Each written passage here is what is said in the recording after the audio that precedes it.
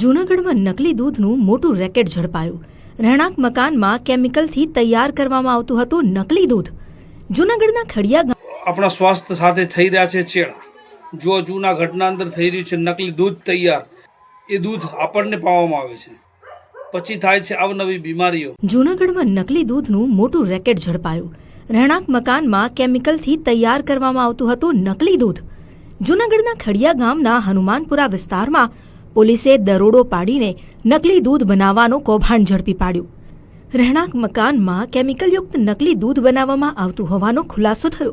પોલીસની કાર્યવાહીમાં જયદીપ ભેડા નામનો શખ્સ નકલી દૂધ બનાવતો હોવાનું સામે આવ્યું।